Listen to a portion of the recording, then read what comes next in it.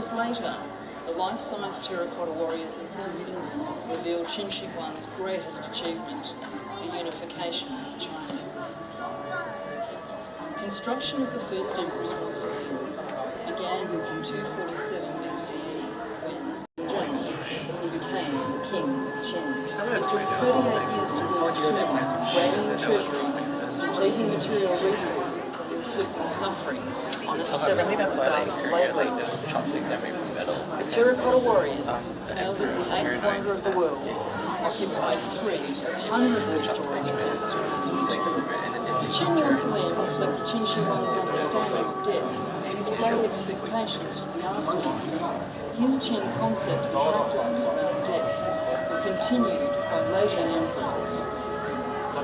Yangling, the mausoleum of Han Dynasty Emperor Jing, tells a different story of wisdom, peace, and long-term stability. Look at these Han Dynasty terracotta figures. They're only 60 centimetres high. Although small in size, they have a big story to tell. There are models of soldiers, officials, attendants, convicts, all buried to serve the emperor in his afterlife. The wise and frugal Han emperors opted for a downsized afterlife out of compassion. The Qin dynasty ended after only 15 years, while the Han lasted for more than 400. No, I missed it. The lone Qin mausoleum of Qin Shi Huang is in stark contrast to the Western Han emperor's tombs which follow.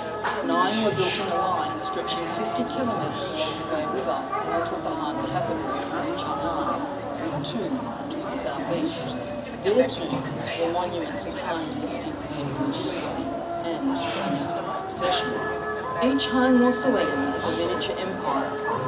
At its heart was the deceased beneath a pyramid, surrounded by massive walls with gateways.